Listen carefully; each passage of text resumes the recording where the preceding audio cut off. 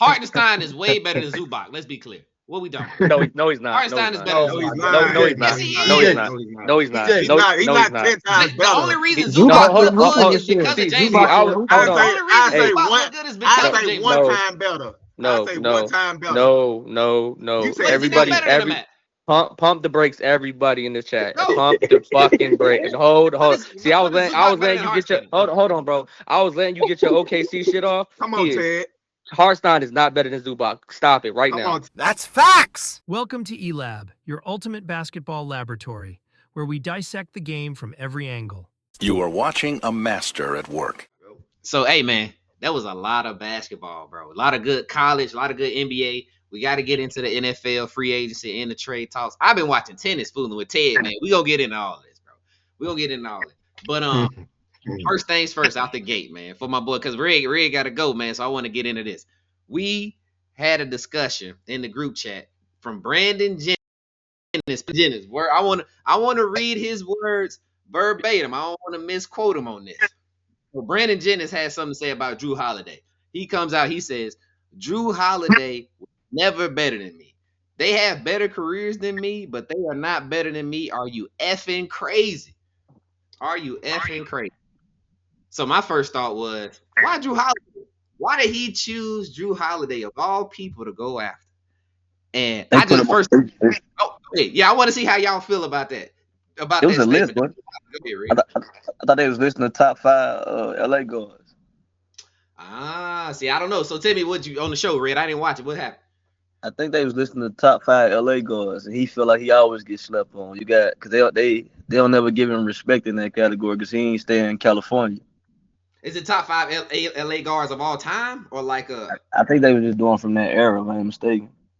Okay, from his era. Yeah. So, but he would have had James Harden too in his era then, because James Harden, I think, was like the year before him.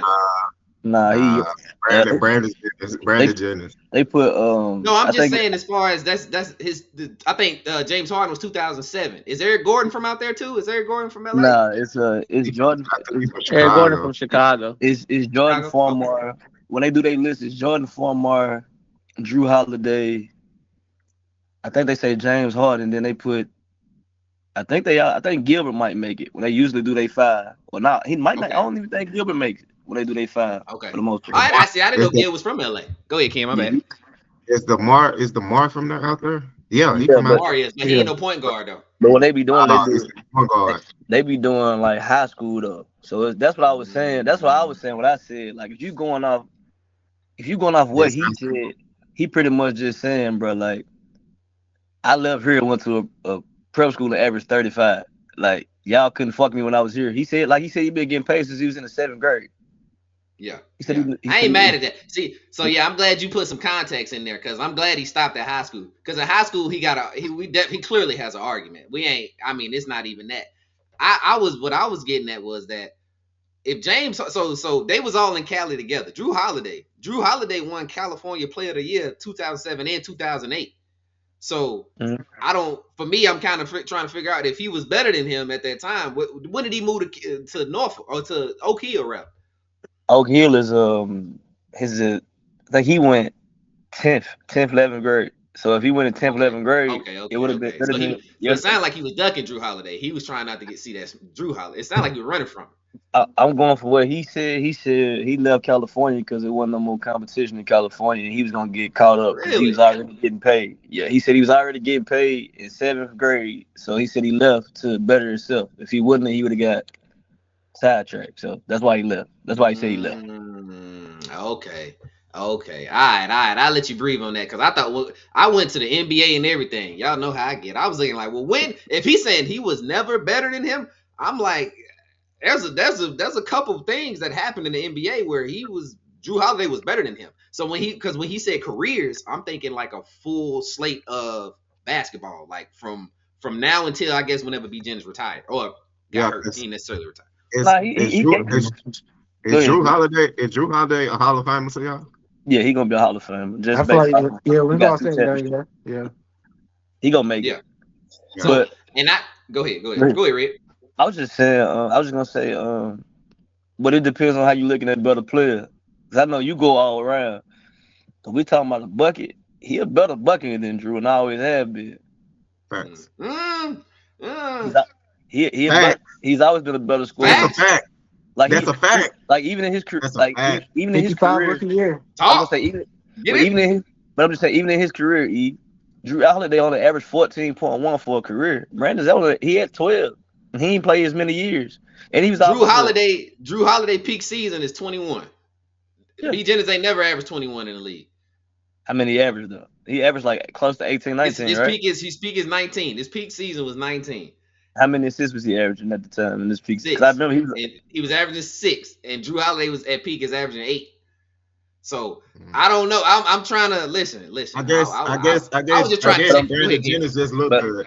Go ahead, I think Brandon Jennings just look good, I guess. But I guess when y'all say peak though, if we doing peak years, that's 1 year though. As a consistent scorer, ain't his consistent numbers better than Drew as a scorer? Consistent Drew I'm talking about from Sixers to Pelicans, because after the Pelicans, he got labeled a defender, and then he was just strapping. He was just strapping up stuff. But I forgot about the Sixers. That's what I was gonna say. See, 2013 was probably their best 2 years to compare. Drew Holiday was all-star. Yeah. B. Jennings, but their numbers were really close though. Drew Holiday was at 17, 6, and 8, and then B. Jennings was at 17, 4, and 6. Rebound 4 before being a rebound, 6 as assist. So I thought to me, even in the NBA, when y'all was, at y'all doing y'all best as far as I hate to say offensive because Drew got better after B. Jennings got hurt. But those 2 seasons, I think Drew was better than him then. He was actually go ahead. No, good. I said I give it to you. I just think some of that shit in the NBA, and I ain't making it into nothing, but I think it's definitely political. Yeah, I would say someone's set up for certain type of niggas, because if you ain't walking that line how you supposed to, they gonna give it to you based off of this. Yeah. No, you ain't wrong because to be fair to your side, first off, I want to say this. Even though Drew Holiday won Gatorade Player of the Year in 2008, B. Jennings won Naismith Player of the Year and like Mr. Basketball in 2008 for like the entire nation. So it was definitely conversation. And then in the NBA, they was the 8th seed. What's crazy is the Bucks were actually the 8th seed and the Sixers were the 9th seed, but they gave Drew Holiday the nod for the All-Star instead of B. Jennings, and B. Jennings them actually made the playoffs. Right. So they definitely got picks. I'm just saying, my argument was that it wasn't just a cut and dry situation. Just to say he wasn't just better than you, I was like, I don't know. But I think it's one of them conversations though, like when you in the gym and you like, bro, I always fuck this nigga up, and it's like y'all just see it this way, but he ain't better than me. You get what I'm saying? I think that's how he talking about it. I would have loved to see peak Brandon Jennings in high school, or just his peak offensive game versus Drew Holiday defense right now. I would have loved to see that. If I'm being real, I would have loved to see it. I know we probably got some back then, but I don't think we actually got to see peak Drew defense versus a peak Brandon Jennings. So, but yeah, man. But anyway, I was Leah, we was just talking about Brandon Jennings talking about that Drew Holiday ain't never been better than him in basketball ever. He said he had a better career, but he ain't never been better, man. So, but anyway, past that, college basketball. I watched about 4 or 5 games this week, dog. About 4 or 5 of them. One worth noting. Did y'all catch that UNC Duke game? Of course, I caught it. Of course, me and Tig caught it. Zell, Leah, what y'all got? Zell, did you watch it, Zell? I seen the free throw violation. That was enough for me. But no, what you got, Leah? Go ahead, y'all. I got a question though, because I was gonna ask y'all that. I thought it was a violation. As long as you get back before the shot. In college, anyway, it's not a violation. I've seen them do so much in the NBA, bro. I thought it was the NBA college rule was different though. I know that's high school. Well, I was just about to say I've seen people step in the paint and them not blow that whistle. So I'm confused too. I don't know what the actual rule is. I'm not gonna lie. I thought he blew that whistle so fast, dog. He blew that whistle so fast. I really thought on the college and NBA level. The rules switch for that. I swear to God. Man, rule or not, man, he shouldn't have did that. he shouldn't have did that, bro. That was the dumbest move you can make in your life, bro. I'm with you, bro. But that nigga took 3 hours to shoot the free throw. I was like, why this nigga got the slowest load of all time? You prep. You Hey, practice man. with this nigga for the whole season. Hey, look, hold on. You know how to That is shoot your free throws. teammate. Look, That is your teammate. me and Ted, North Carolina fans, man, that nigga don't never shoot that goddamn slow, man. I swear to God, I be watching all. He don't never shoot that damn slow. Yeah, Man, you can't tell me he Somebody just paid decided his to shoot ass. that slow all of a sudden. What Ted know, just like we know though. If UNC North Carolina game, if you get down to that last few minutes and it's that close, the refs gonna decide it for you, bro. And it usually ain't gonna go in our favor. They can You go to right, two you right. overtimes. Don't give him a call. Don't give him to him. Don't give him a chance to make that call. I thought he was being childish, bro. I thought that was so childish. Like, why are you faking right now? What are you doing? Stop, Yeah, I because you didn't can see him understand. looking at them like, I'm gonna get him. Because ultimately, what are you trying to do? Like, what was your end game? And then he want to cry. Oh, he And then he want to cry. Hey, cause we could have avoided the sweep if we got that win. Now I got to pay my barber extra $30. So, Man, what you mean a sweep? What is it? Is that how many games have North Carolina? So usually It'll be the three when Duke and UNC play, as of just historically, we always split. We always go Chapel Hill, we go to Tobacco Road, and then 9 times out of 10 we're gonna meet them in the ACC tournament. So usually it's a 3-man split, but regular season is always 1-1. One at their crib, one at our crib. So what Red's saying is we shouldn't have got swept. And so it's in my three opinion, zap. So Duke beat y'all 3 times this year. Yeah, and both times, and the second and third time, second and third game we had chances to win, and we fucked ourselves both times. so and to go back to the subject matter, we played against Duke without Cooper Flag. Yeah. We did not play against Cooper Flag that particular game when the technicality happened, bro. First of all, I'm gonna just be so real. And Malik Brown. Right, exactly. I forgot about Malik Brown. We didn't have Malik Brown.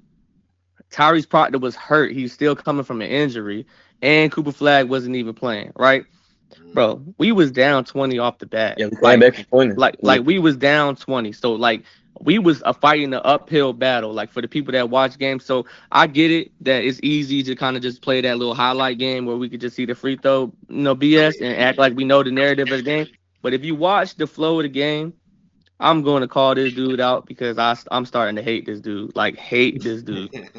And when I say this, I don't never talk about UNC because either we doing really, really good or we doing really, really bad and I don't talk about him. But this dude right here, RJ Davis with 8 points is unacceptable. You are like a 10-year senior. I was thinking that. Caleb Love popped your shorty and your life has been terrible ever since then. Hey, he in Arizona. Shorty is crazy. Hey, He in Arizona. Y'all was once teammates, had one of the illest backcourts. He popped your shorty. You was super sad. He went to Arizona. Don't even talk to the shorty that you was super sad about. And then your college career been a piece of shit. It was Deja Kelly. So RJ Davis was talking. RJ Davis was talking to Deja Kelly. The year we went on that always to the championship. Caleb ended up smacking them cheeks. It got out. They fucked our whole backcourt up. And then on Valentine's Day, RJ Davis showed flowers, take pictures, do this whole reveal. Kissing her in the mouth. The same girl? Yeah. Yeah, he messed up the dynasty on some cuffing the work shit, man. You know how that goes. It's so crazy. And then what the nasty work about all of this is Shorty transferred. She transferred. And what's crazy, Caleb Love. So listen to what I'm telling y'all right now. All this started in Chapel Hill. Caleb Love went to Arizona. Yep. RJ Davis took her back. They stayed together for what it was worth. She transferred to Oregon, which is closer to Arizona, and he stayed in North Carolina. He said, so "What do you think I'm telling y'all?" She sliding wait. She transferred to Oregon for Caleb Love. Is that what No. I'm not gonna say that. That ain't what he said, but he said that's what it sounds like. They moved down. That's what I heard. He stayed in North Carolina looking. What I'm saying is, on the motherfucking map, Oregon is closer to Arizona than it is Chapel Hill. And out of all the places that you could have transferred to, you chose to go all the way to the West Coast. And then y'all broke up. And then now this dude's scoring 8 points looking like a bum. And what's crazy? RJ fell off so much after He that. ain't had that bad of a season, man. It wasn't that bad. Hey, It wasn't that bad. I wasn't Khalil. Liv. I wasn't Khalil. Talk about it, man. His point average dropped 3 points. That's all, bro. It But wasn't that bad, bro. But that's Lil talking to wasn't somebody that that's bad, not. bro. That's Lil that's talking to somebody that's not a fan.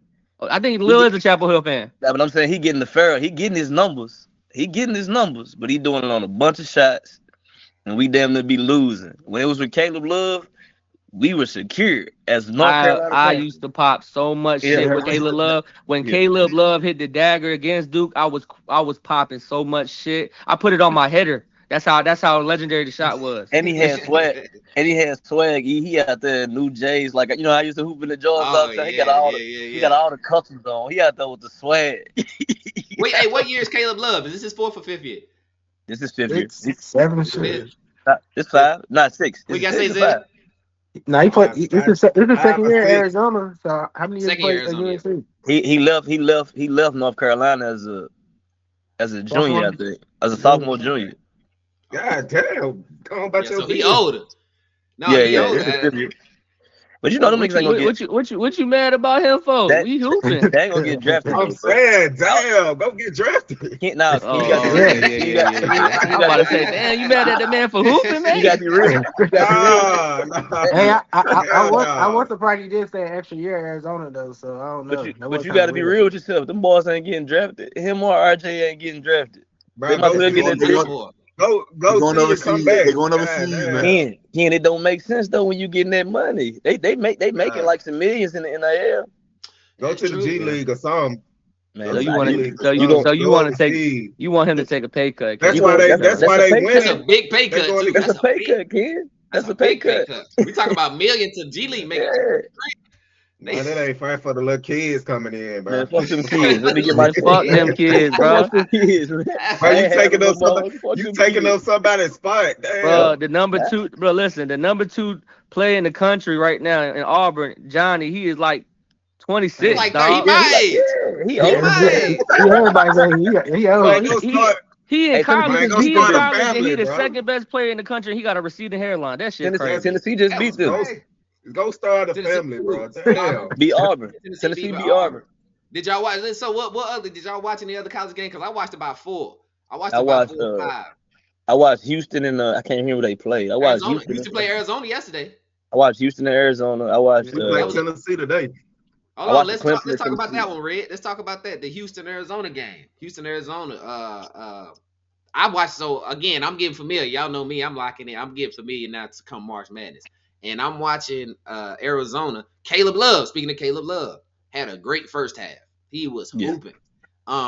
It kind of did that second half come along, bro. He disappeared. It wasn't like it was. It kind of felt like in the second half he went to try to get the team involved, and he was trying to dance to people. And KJ Lewis and the Bradley guy. And KJ Lewis is good going downhill. His half court game to me, I ain't see it. But the fast break, you feel me? Yeah, him on the fast break, KJ, you ain't whatever. But since you watched it, how you be feeling though? You feel like do you be looking at it like I be thinking they be honing them sometimes. I think they be icing them out sometimes. KJ? Nah, Caleb. Like when he get going, it's like they start freezing him sometimes. That may be what had happened. Again, I've only watched this is my first game watching Arizona, so I'm coming in completely green.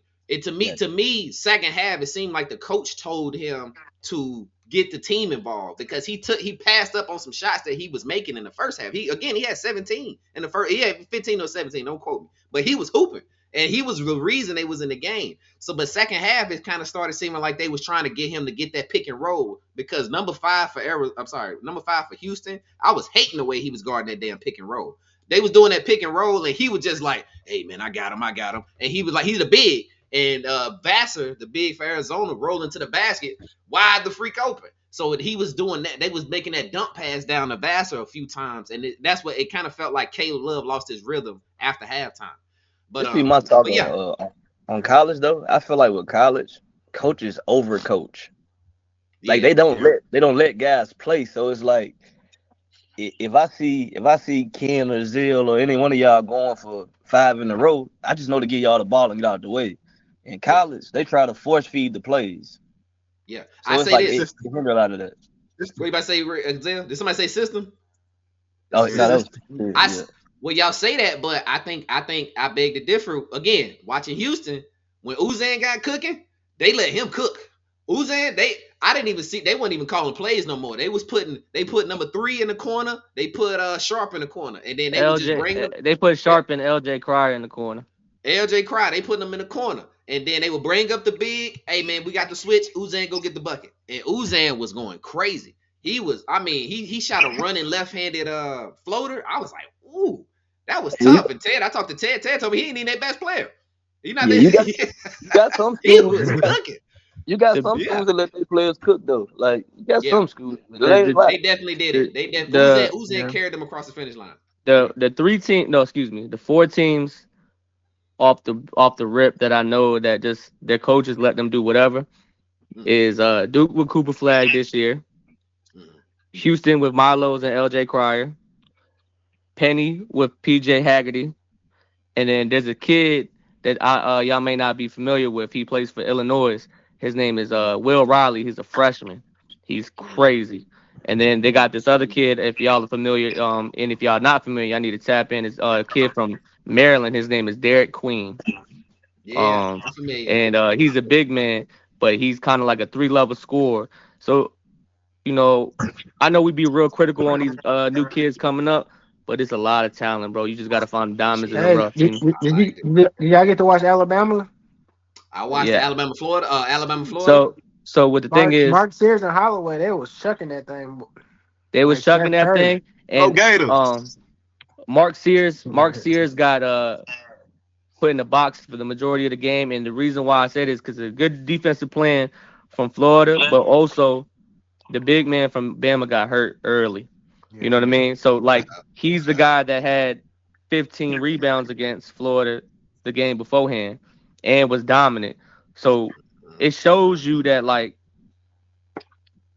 little key components of what you missing because of injury can affect the whole game. Is either you hold strong or you know what I'm saying, you waver. And Bama looked crazy without their big man. If you watch Bama though, they offenses get the ball up. Like they shoot. They shooting like the Warriors, bro. Like that's how they what they do. Dude, Mark Sears is like Jalen Brunson. On that, Zell, how you feel about that Bama Florida game you was talking about? No, I feel like Florida, they look nice. I feel like they're explosive the way they're getting up and down the court and stuff. Like I feel like Alabama, all they could do was just shoot. That was their only answer for that. They were just shooting. But I feel like Florida was being a team out there. Florida was playing defense. Florida was out there. When they got that ball, they were scoring. Like, and that boy, what's their best player name? Walker? Is his last name Walker? Or is his first name Walker? Walker is the brown skin dude. The brown skin, no, this dude, he light skin. I'm talking about. He was maybe number 1 on the team. I thought Florida's best player was their point guard. That's what I'm talking about. The point guard, the light skin dude, the point guard. They got somebody team nice. I'm gonna tell y'all his name. I'm gonna tell y'all his name, but that him, the way he was hooping, bro, he looked real comfortable out there. He looked Walter Clayton Jr. Y'all. That's what I'm talking about. I said Walker, my bad. Walter Clayton Jr. That boy, hey, he was pulling that mud. He was pulling it like that was regular. He was pulling like this is an easy game. Had I known he was that nice, I would put my money on Florida. I put my money on them. I mean, that was they just whooped Kentucky, man. They just beat Kentucky by 30. So I said, they got it. Kentucky wasn't doing nothing. It wasn't a bad pick for you, though, E. Yeah, man. But watching the game though, Florida looked overwhelming to me. Against Alabama, like it felt like that the tall white guy Hugh him. He looked like his activity was just too much for them, bro. They couldn't box him out. He was getting offensive rebounds and everything. It was just too much. Florida. But what you about to say, Ray? My bad. I think when it comes to you playing against a team like Florida, they're not as good defensively as they were 3 years ago, but they're way better offensively. And what I mean by that is, you cannot make mistakes against a team like Florida because of the pace that they run. They know how to be able to run half-court sets, and they also know how to get out there and run. And what makes them so dangerous is the size. Florida is huge as a team. You know what I'm saying? Them boys is tall as hell. They all athletic. They all strong. They all play defense. And then their 3 best players are 3-point shooters first versus anything. So they get the ultimate green light to shoot as many threes as they want to because they know that 3, 4, and 5 out down there are gonna just commit to rebounding. They don't care about how many shots go up, and they all play team defense. So a team like them is very scary going into the real tournament. In my opinion, that's a fact. Any other college game? I watched Duke. Go ahead, Ken. And they got a 6-man coming off the bench. His name Alex. He pretty nice too. Yeah. I think he like a point guard or something like that. He pretty nice too. Yeah, you got a funny last name. Yeah. I watched college ball, man. I like. Hey, look, I be locked in. Listen, I'm locked in now, man. It's that time. Next season, I'm gonna do a lot better throughout the season, just watching all of it, bro. But last game I watched was Duke Louisville. I thought Louisville played them close for a good 25-35, but they played them close, man. And then they tried. Go ahead, Lizzie. I know them your guys. Did you watch that one? No, yeah, I got to watch. I just feel like Duke was just too much for them. I feel like they probably felt like because they have Cooper Flag, they was kind of like they probably could have had him, but yeah, they did well. They played hard. Y'all point guard. He looked number 3, I believe. He looked Latino though. I don't know his name, but he had like 20 in the first half. Chucky, yeah, that's his name. Chucky. Chucky Hepburn. He was hooping, and then second half they kind of got a hold of him, right. And it was like a one man show though. So that was the only problem for real. That's what happened with Bama against Florida. Mark Sears was by himself, jacking. Hey, I got a question for y'all. I know y'all seen that because it went viral. It should have went. I think it went viral. Dude getting mad and squaring up with Buddy for dunking at the end of the game. I'm so sick of this. Ooh. I think I seen that shit. That was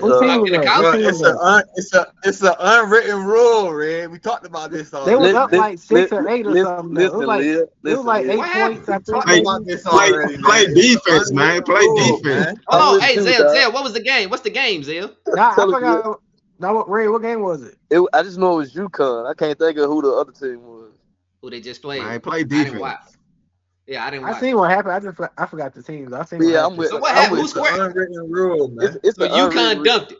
Yeah, at the end of the game, bruh got it and got him a little highlight. Bruh pushed him and squared up. I'm like, I'm so sick of this mercy rule shit, bro. Like, you probably just wanted some points or something, man. Listen, Red, bro, but like, you know what's funny? It's funny coming from Red. He be the main one trying to fire on people in any basketball game. He be the main one trying to fight people. And now when somebody trying to fight, he sound like it. Yeah. He sound like it. He be the main one. Nah, but look, I be trying to fight for disrespect and bullshit. That's disrespect to them. That's not disrespect, bro. When we play football, this is because I'm gonna use football. Okay. When do we take our best players out because we beating y'all? Or when do we take when do we take the foot off your neck? You losing, bro. I feel like it's different in football because you definitely take knees in football. Not happy. Oh, you got it. You definitely take knees in football all the time. Rebound, I ain't taking no knees. The Creighton Blue Jays are heading to the Big East Tournament Championship. You gotta look at the school too. Oh, dang! You gotta look at the school too, though. This is Creighton. When that Creighton? Yeah, that's Creighton. Yeah, that's Creighton. This Creighton beating UConn. I'm gonna show out on you. In the middle of the floor, a little action as well.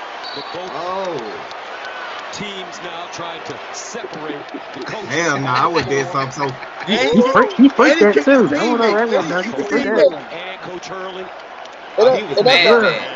And that's all I'm saying, bro. This Creighton versus UConn. We upset y'all. Yeah, you finna get dunked on, and I'm finna shine. You crazy as hell. I'm finna get on the rule, man. I would have Zion that bitch. I would have Zion that bitch. I'm getting on ESPN this week, man. Hey, look, Red. That's like in rec ball. If I'm up 14-3 against y'all. Yeah. Game go to 15, and we chucking up half court shots to end the game.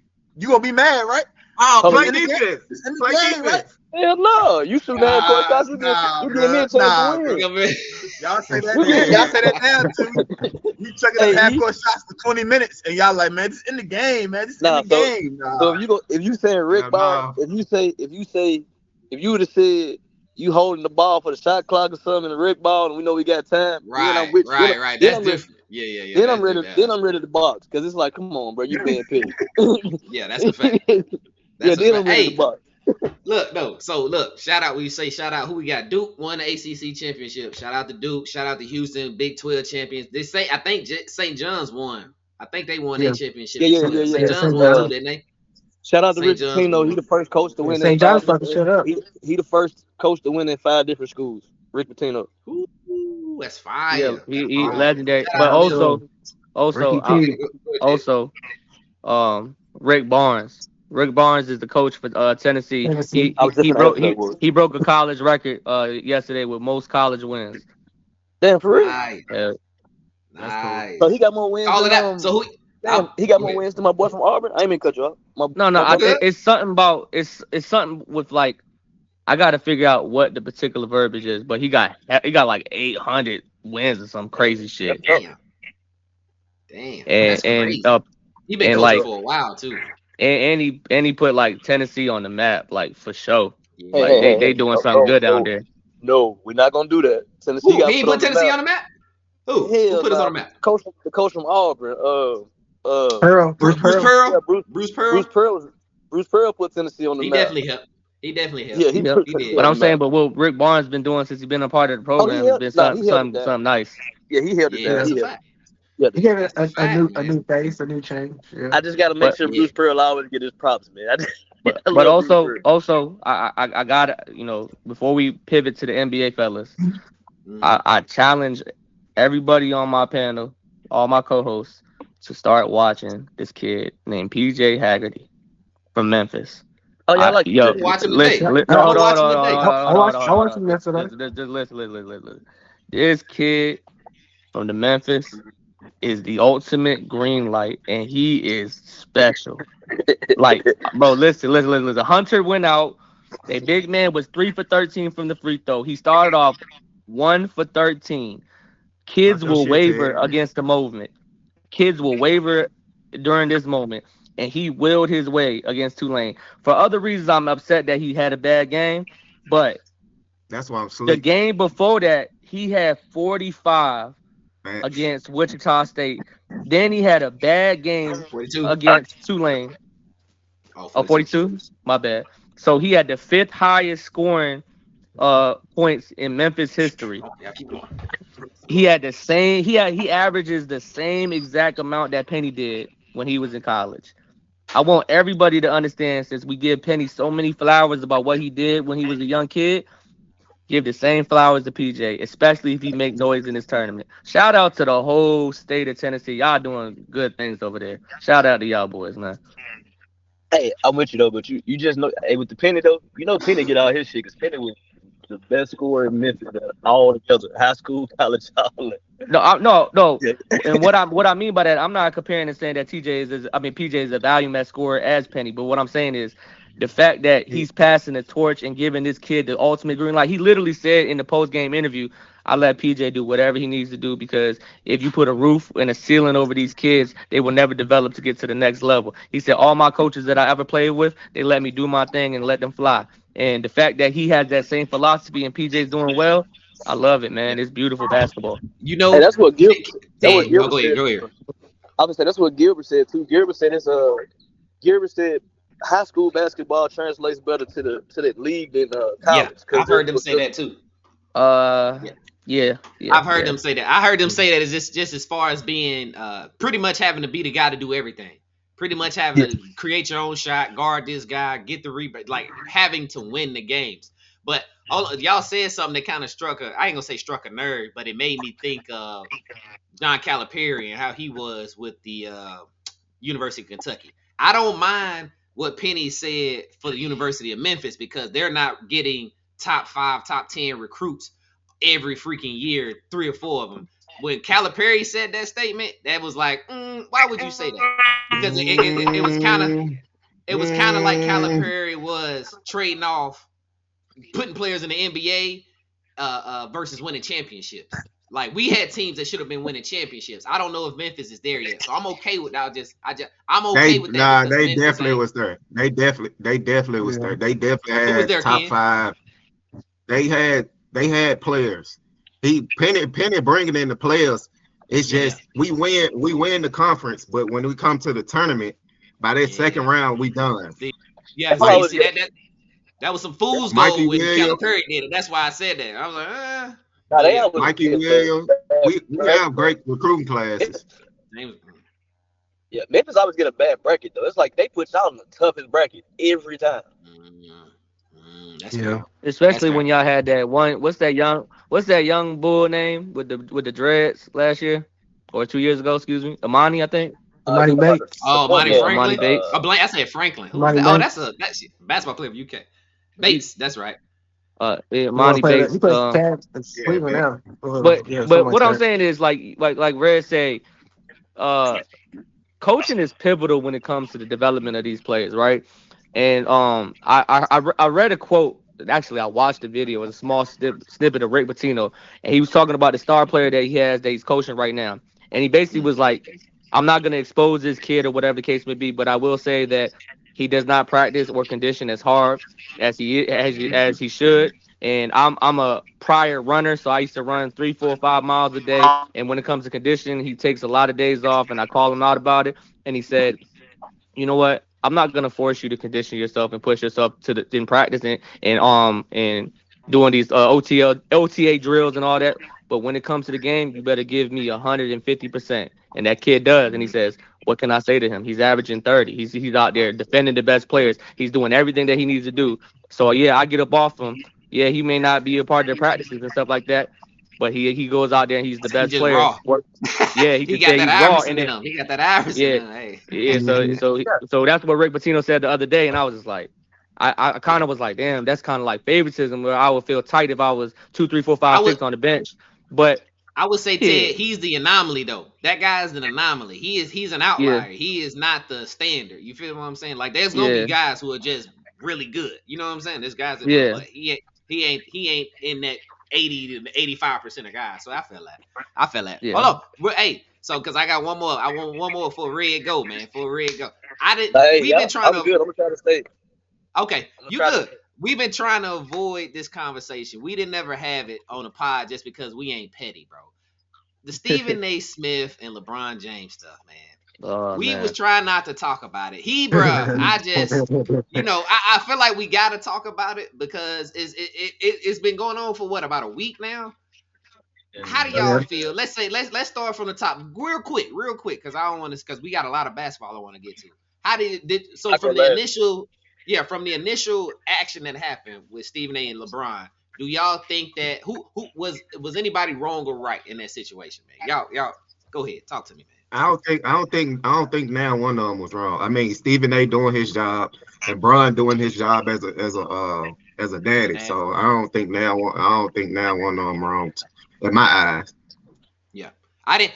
Yeah, my bad. Go ahead. How do y'all feel as a whole? Zell, how you feel, man? What's up? Talk to me. I feel like Stephen A. is basically just using this shit as a big. I don't know, because he's basically on a little world tour now, going to all these talk shows and stuff, talking about it. I'm just like, we heard it one time. I feel like that was good enough. So for him to keep going on and on, I don't know if they play this out or what, but like you said, we dragging this at this point. It's just too much. Like it's nice, man. It's too. I was over it the first day I saw it. You feel me? Okay, it happened. Yeah.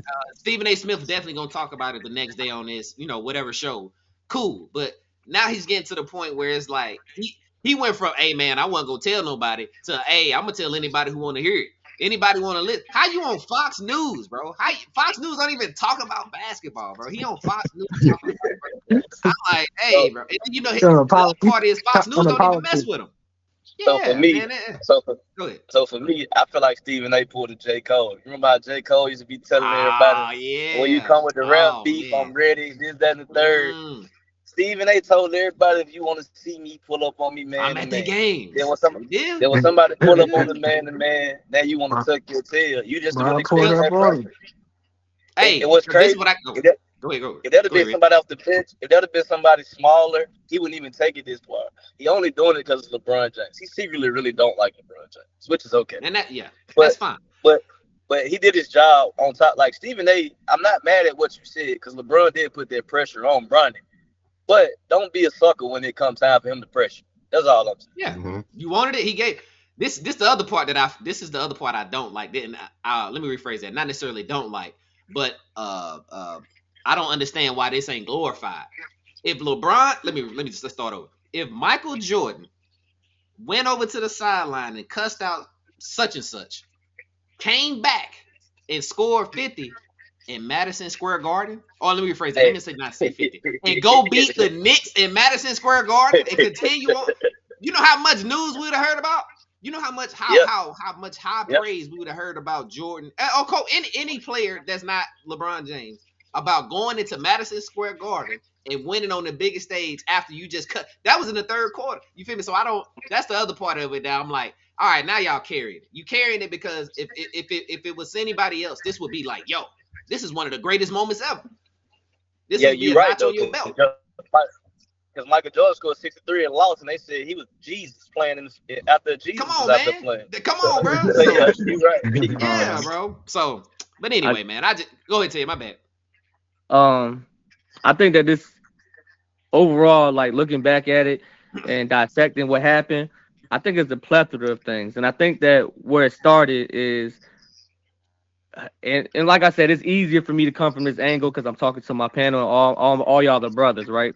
So I think that outside looking in, I think that Stephen A. Smith has his bad rep of just talking down on other brothers and when it comes to athletes and things like that. And I don't know if it is actually a trend where y'all can either defend, deny, or confirm. But I think that he has a personal vendetta against Bron, and he tries to suppress it, and it goes towards his son. And he has been designed as a plant to win the Jordan versus Bron debate since I've actually watched him as an adult. And this is easy to just continue to attack towards his son. And it's vindictive to this whole argument because Katie will always talk about him, be like, bro, why do you feel like you know so much about everybody and you don't be in the locker rooms, you don't be with us, you don't travel with us in the buses, you don't be in the finals locker rooms, you don't be nowhere. And all you do is feel like you get a text message from an outside source that you never name and you think you know everything that's going on. And I got a real problem with that. And then, Bron fuck with KD like the long way. You know what I mean? They ain't never linked up on the basketball court, but they like, yeah, man, bro, you doing all this lame shit. And then now you talking about my son. And then this is what it is. But the reason why I'm bringing that up is you went to all these different platforms to tell everybody that you're talking to that you didn't defend yourself. That is the weakest shit in the world, bro. At the end of the day, yes, bro, Bron is 6'8", 260 pounds, blah, blah, blah. And 9 times out of 10, you was not going to scrap him. You was not going to scrap him. I don't give a fuck neither, kid. No, I'm just saying, I'm just speaking from an average, like a civilian. He is civilian, bro. He is a civilian-ass dude. He's 50 years old. He ain't want none of that smoke. And it's crazy to go gangster on the keyboards. His fingers was going wild on the Twitter. But then somebody pressed him in real life, and he probably did not know how to react. He was really probably. And then he ran to the internet. But he was shook, though. You understand what I'm saying? I thought it was weak. Shut up. So you thought it was weak. You thought it was weak. But your initial response is saying, I understand where he came from as a dad. That's true. So how you gonna throw him an underhanded compliment? On that. Nah, fam. Stand on what you said. If you feel like he won't wrong because he was a dad, don't go back and go on Matt Barnes and Steven Jackson podcast and say it was weak because you know that Matt Barnes and Steven Jackson don't fuck with Bron. It don't make sense to me. But if I'm Bron, I'll do it again. I'm gonna say this though. Even him saying that he's seen it as from a dad point, that was they trying to get the black people back on his side. That's me trying to lure the people in to be like, hey, I get it, guys. And then get able to get my little bitch part out. Like, he was trying to get both parties to see from both sides. I ain't like Stephen A. since he did the shit to Kyrie personally. Like, I feel like all he do is tear black people down. So that was my pivoting question. All y'all my brothers, and obviously I'm a minority in this particular conversation. But do y'all agree with the notion that Stephen A. Smith is more like an Uncle Tom and he does tear down the black community in regards to athletes? I didn't always feel like that, but going on to me now, when you go on Fox News, who is notorious for shut up and dribble and talking about LeBron James, that's when it starts to feel like that. Any otherwise, it's just basketball. But when you go on Fox News around Sean Hannity and these people who are notorious for talking about, that's when it becomes that. Hold on, y'all. Ken got a hand up. Go ahead, Ken. I'm gonna say, back then it was what's his name, Skip, and we used to look at Skip crazy. But when Skip left, because he used to defend LeBron and he used to be on their side, but it's like when Skip left, he made that he became Skip. Like I don't understand it. I guess for me, I stopped messing with Stephen A. Like I said, more so with the Kyrie thing. When you had certain players that didn't have to get the vaccine and this, that, and the third. But you was crucifying this man because he didn't want to put something in his body that he didn't feel that was for his body. And at this point, after all the information came out, the NBA owed him an apology and y'all owe him money. But you ain't never went on your pod and said you was wrong. And publicly apologize. Yeah. You never done it. But you shit on everybody. But you want to apologize behind the camera. It's my fault. I'm sorry. Yeah. You good? I was gonna say, imagine. I think he did though. I think he did talk to Kyrie's daddy, and I think he did. But he's saying, but that was behind scenes though. If you publicly, give me a public apology. Yeah. But I take it even further back. Before Kyrie, he used to scrutinize Kobe because of the affair when he was cheating on Vanessa, and he used to always be like, X, Y, and Z, that's not how you're supposed to do it. You a global icon and blah, blah, blah. How could you do this? And that ain't basketball.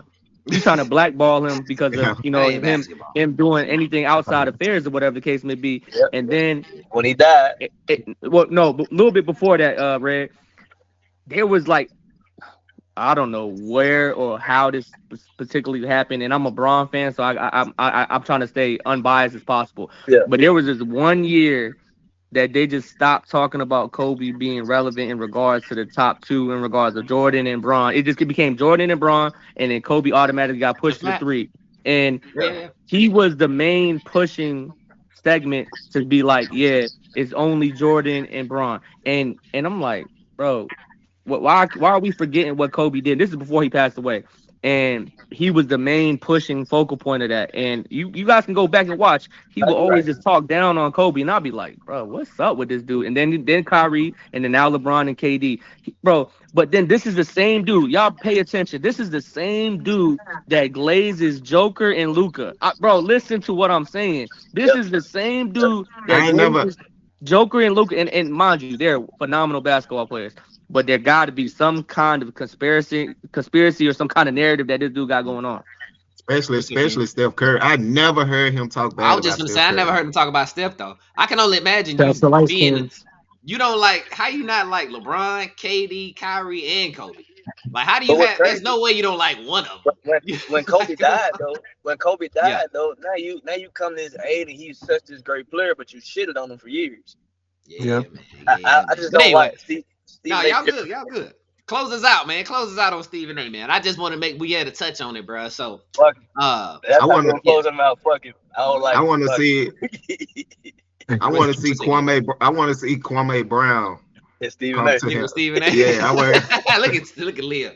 Hey, look. So look, I didn't put this on the agenda because it was something I did and researched last night, y'all. I wanted to ask y'all this, bro. So, the Cleveland Cavaliers, fellas. In their last 10, they are 10-0. They are 56-10. They are on pace to win 70 games. Why don't nobody care about the Cavaliers? What is happening? So let's keep in mind, there's only 2 teams ever that won 70 games. That's the 2016 Warriors, the 96 Bulls. The Cavs right now, this is their schedule. I'm paraphrasing. They play the Clippers twice, they play the Kings twice, they play the Spurs twice, they got Jazz and the Pacers twice. So that's their schedule remaining out. So they're probably gonna win 70 games. Why don't nobody care about the Cavs? What's up, man? My man, go ahead. Red got his hand up. Go ahead, Red. It's a simple answer, bro. They don't have a quote unquote superstar. Every other team that was on that run had a superstar. They boring, man. I think it's Cleveland. It's the city of Cleveland. Nobody care about Cleveland. Boring, man. But they don't have a care about Cleveland. They don't have a Michael Jordan. They don't have a Steph Curry. They have nothing to push. So they're not marketable. Is that what y'all? They're not. I love them, but they don't have a big name. They win 70 games and lose in the second round or first round. What are we talking about? Nobody cares. But listen. But why are we writing them off before this shit even happened? That's what I'm saying. Agreed. I'm saying they only added one piece, and I ain't gonna lie. That's the piece of any trades. that happened all season. But hold on, they didn't need it though. They didn't need it. Let's not act like they won hooping before. My bad, Ray, go ahead. Nah, when the Warriors broke the record, they didn't win the championship. So it don't matter. They blew that 3-1. But listen though, Red, that was still deemed as one of the best teams ever. That's what I'm saying though. So this Cavs ain't even gonna be the best team in this league if they win 7. If the Cavs do this, man, we're gonna shit on them. We're gonna shit on them like they ain't win. Like that's crazy to me. But all I'm saying is, if something is building to be something great, why are we putting an asterisk on it before it even happened? Because hypothetically speaking, which I'm not pushing this narrative. But if the Cavs go ahead and crack 70, right, and then they mess around and go to the finals and they get it all the way cracking and they win, what we talking about? Right. Now what? Now what? They're gonna be crazy. They're gonna be number 2. They're gonna be number 2. They're gonna be number 2. Number 2 all time. Who number 1? I still got. Yeah, they got the record and they won the chip. I mean, you saying the second best team of all. So wait. Let me ask what Ken is saying better. If the Cavs win the championship and win 70 games, are they a best team, one of the best teams in NBA history? Yes. Yeah. Tell the truth, Clea. Somebody tell the truth, because the answer is no. They born, man. They born. But I'm gonna tell you why I say yeah though. That's 70 wins though. They're a small market team. Nobody care. They're a small market team, and they have no quote unquote superstar. That's why I say they would be one of the best teams. I see what you're saying. What other team won 70? It's only 2 teams that only won 70. 70 games. I'm saying, but if a whole bunch of mid and good guys come together and win a chip, that is crazy. Leo, but how you say number that, 2. It's like the pitches on steroids. I'm not even talking about you, Ken. I'm talking about Lil waving it off. Like, come on, stop hating. But I want to ask Lil. That's a big deal. Look, if the Cavs win the championship, they're gonna celebrate that thing for one day. The next day, the talk gonna be what Luka. The next day, the talk gonna be what Luka gonna do. Hold on, though. What happened to the Celtics? What happened to? Ain't nobody gonna celebrate that win. I feel like the Cavaliers are the same way what the Nuggets was before they won their championship. They was number 1, but they didn't win. But then the next few years, they ended up winning. So teams started respecting them more. But at first, because you got to win in the playoffs. Until you win in the playoffs. That's what I was saying. It don't matter. Like, you put a roof on them in second round, Ken. I was like, dang. Bro, this for the last 2 years, that's what I've been saying. Pablo, whatever his name is, giving their ass hell. But if the Cavs win, bro, this will be their first time winning without LeBron, bro. That'll be a big deal too. That's a good point. That's a good point. And they got the longest streak in all of this happened. All of this started happening when Donovan Mitchell started popping Coco Jones. Yeah, man, Coco's good luck to him. Coco bad, I love her to death. Look, they went, but that's to that point, Ray. He had her last year. Yes, true. Not long enough. He still had a rub. Hey, look, Ken. He still had a rub on last year. Yeah, he still had the rub on. I understand it now. He raw chicken in now. Yeah, he all in now already. Look, and this was real impressive about the Cavs to me. They're winning games without Donovan Mitchell playing. They're winning games without Darius Garland playing. They're winning games without Evan Mobley playing. They played Memphis 2 days ago. Scored 133 points, Leo. Khalil, listen, let me tell you this. They play Orlando today. The Pistons making a deep playoff run would be more valuable than the Cleveland Cavaliers winning a championship. Don't nobody care, bro. Hey, that's nobody cares. Hey, nobody cares, bro. Hey, you know what? Hey, hold on, kid. But he's not wrong, though. The only reason I'm gonna say he's not wrong. Now listen. Hold on. The only reason I'm gonna say he's not wrong is because Detroit, like, if the Detroit was excited to make a playoff run, they go back to like bad boy status. Cleveland ain't never really had a coach outside of Bron. I'm telling you, bro. Cleveland ain't never had a coach outside of Bron. That's all I'm saying. But go ahead, Ken got count. Go ahead, Ken. Go ahead, Ken. Go ahead, Ken. Guess who number 8? Who? Guess who number 8? Who, Ken? Go ahead. Cleveland number 1. Guess who number 8, man? Detroit. Magic. Orlando. It's the Magic. Orlando. That's their kryptonite. Orlando. Hey, this shit they gonna get us. Hey, what you want to do? You want to do a friendly 25 or something? I bet 20 with you though. Hey. I think Cleveland get them this year because Cleveland been hurt every time they play them for real. If they don't beat the Magic, Cleveland got to do it. They have to win. Hold on, let's be clear though. The Magic being the 8 seed ain't realistic of how they really are though. You know what I'm saying? Because we got to keep in mind Franz Powell. I'm just saying, even though they are, if they get their team back, that's like a 5. They get their team back. They finna get. Go ahead, Ted. Ted got his hand up. Go ahead, Ted. All right. I'm glad that we always talk about most recent hoops, right? Mm-hmm. Zell, you've been a little quiet about what happened last night, and I'm gonna have to put you on Front Street, my brother. Nah, all right, hold on. Hey, one mic. Everybody mute up, man. What happened? Oh. So I was word. I'm trying to get the story off, bro. Hold on. So I was just bored at the crib. The kids would sleep. I said, yeah, let me just tune into some daggone hoops, right? After a couple college games. And I had just happened to look. I said, wow, OKC and Detroit. I said, oh, this is a close one, right? And I'm just watching. And I watched a clinic. I watched a clinic last night. An offensive clinic.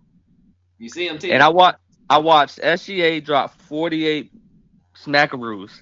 And I was like, whoa. So I was like, all right, well, I caught this game a little bit late. Hold on, fellas. One mic. Is that all you seen? And then I was like, well, if SGA is doing like this, let me go look at the other side. Cade had 11 points. Lou Dort had him in a box. Yeah, I'm talking about shadow buddies. Like you, my shadow. You like we like inseparable. Like he was like. I'm on your ass for 40 plus minutes. This is jail. This is 23-1. You hear me? And the only one that you get is at halftime when you go drink some Gatorade in the locker room. After that, I'm going right back to you. But listen, what the point I'm trying to make is Zell is unimpressed. Look at Zell, unimpressed. Yeah. Go ahead, Zell. The referee controlled the whole game. But that's what I was getting ready to say. I was trying to rile it up. That was it was a poor officiated game. Yeah, and you should have won that game. Despite Cade's lackluster performance, the bench really produced, did what they needed to do. They kept the game very, very, very close, and actually jumped on them and closed the gap to 3 or 4 points in the fourth quarter with like 8 minutes left, and then it got ugly. But it was very, very poor officiating. So I want people to kind of look at this where I'm not taking away the greatness of SGA. SGA is having a phenomenal run. He's MVP caliber, 1 or 2, depending on however it ends. But the whistle look a little funny when it comes to him. I watched his last game. We ain't been saying this. Let Zell go. Hold on, Zell. Get your shit off, Zell. I'm saying SGA, he making faces. He not even getting touched. He moving like he literally pushing people and flopping. Like, come on now. Hey man, we gonna stop acting like all superstars don't get them calls. Red, can you see me? Look at me. No, bro. It's don't nobody say nothing about your. Don't nobody say nothing about Luka getting them calls. Luka didn't get them calls against Luka didn't get them calls against Boston. We don't get them calls no more. Free throws the other night. Bro, I had a picture. Hold on. Bro, I watched the OKC player run into SGA and they called a foul on Detroit. I said, bro, what in the fuck is going on? They gotta protect their asset, man. Same person, man. That's the same person. Y'all see that? That's Joker. Joker shot 20 free throws the other night. Man, listen, hold on, because I'm glad y'all brought up. Oh, wait, Khalil had his hand up. Khalil, you still had something? You had your hand up, Lil, because I'm good. All right, bet. Hey, listen, first off, I'm coming like this. If SGA win the MVP, is he what do y'all have SGA as far as Russell, Westbrook, Kevin Durant, and SGA as OKC players? If he was the MVP this season, how do you rank those 3 players? Number 3. Hey, y'all better tread like that. He's still number 3. Come on now. He ain't did enough yet. You know what? SGA is a better Thunder player than Kevin Durant. If he wins the MVP this season, he is a better Thunder player than Kevin Durant. How many good years has he had at OKC? I'm asking. Somebody look it up. How many good years has he? 3 for 3. Read my fingers. Read my fingers. How many years was KD? Because you gotta go back before. KD was about 8 years. He's about 8 years. Unlimited. The whole tenure. The whole tenure, Red, is better than his. Listen, KD shit better than SGA's. Hey, EJ, pump your fucking brakes. Are we serious? I like to jump out the window. I love to jump out the window. We know you do. I feel the wind. Open that motherfucker door. I feel the wind. But open that hold on. Hey, that nigga jump with no parachute. I'll jump off. I will jump off. I will jump off the same cliff and say the same thing if he wins the chip and the Finals MVP and the MVP. I will jump off the same cliff. Because he gonna get it. Because he gonna get it. He got to win a championship.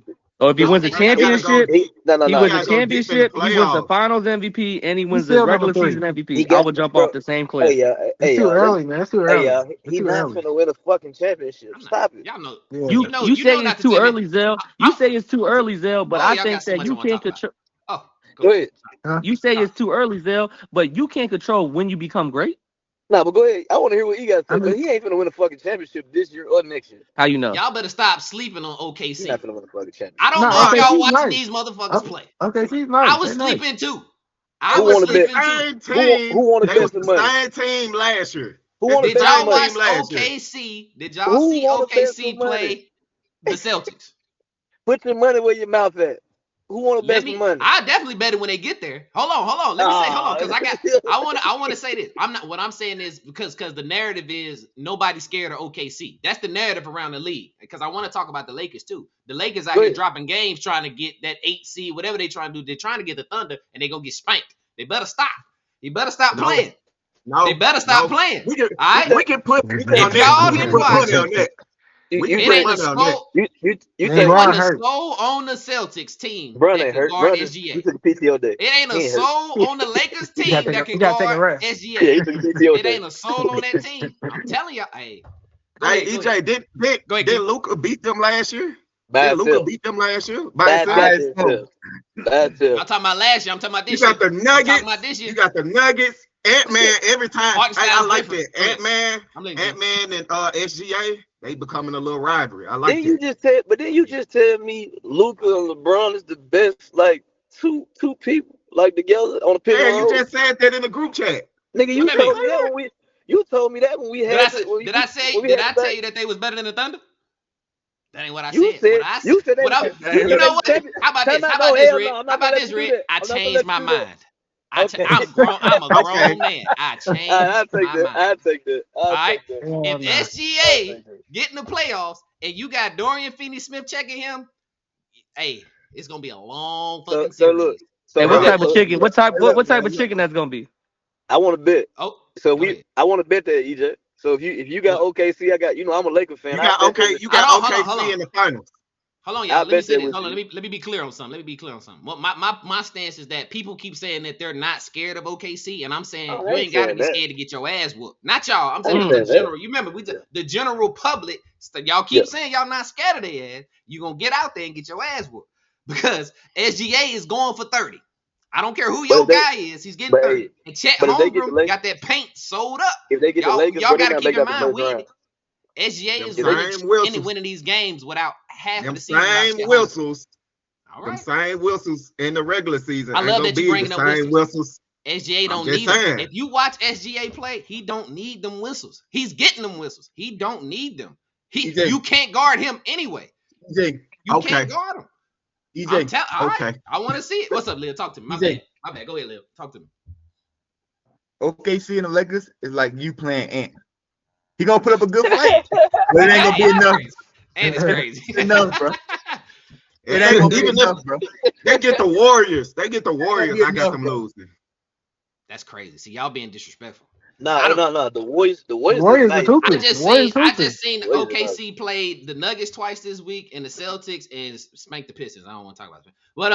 But they actually played the Nuggets. They played they had a good little test this week. They lost the second game to the Nuggets though.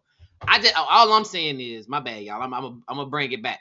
I just think that people need to respect more that OKC SGA. To me, I think I got SGA as the MVP, bro. Right now, I think SGA. His last night game, SGA averaging 36 and 6. Last night. I just think people look at them like a young team, bro. It's like we look at you like a young team. So you not right now they got the Clippers playoffs. They say it again, Red. I think people just look at them like a young team. Like if you get somebody like a Laker or I don't know who else would they face? Would be the Lakers or who else? Warriors. Oh, you mean like the play? What I'm saying, like, so you get the Lakers or the Warriors. If you get either one of them teams, they IQ and being here gonna win out against you young niggas unless y'all have a hell of an impact. Like y'all gotta have a hell of a playoff runs. Yep. And that means not just SGA. Because SGA a fuck it. We not never discrediting SGA. I don't think the rest of his team is ready for that ride. And see, that's why I'm disagreeing that, Red, because the rest of their team, they all play defense. They all are locked down. Hey, I don't care who this. They play deny the ball defense. I think OKC is more legit than people are giving them credit for. I'm not saying that, but I'm saying in the playoffs though, right? Yeah. It gets to a point you can't run your sets no more. So if we know SGA your man, what if we stop y'all niggas and let SGA do all the scoring? He go get 50. Y'all, somebody else got to score. Who gonna score? Who gonna be their next bucket? But that's where even though none of these guys are like historically proven, I think that the amount of depth that OKC has versus a lot of teams will be the advantage, because I talk to y'all about this all the time, bro. The playoffs is not just about making the open shot. It's about having the ability to make the contested ones and the hard shots. And I think that OKC plays 1 through 10. No other team besides probably Boston goes that deep in rotation. And what I'm saying is, there's two things that's going to do. Is either they're going to show up or they're going to stay at home. That's what I'm with you, Red. They're going to show up or they're not. But what I'm saying this is, year star is going to be born. That's why I'm going at. I like what both of y'all saying, but I think if you're going 10 deep in your rotation, I think that's a casualty in the playoffs. Is it? They probably going to go 7-8. They're probably going to go 7-8 per series.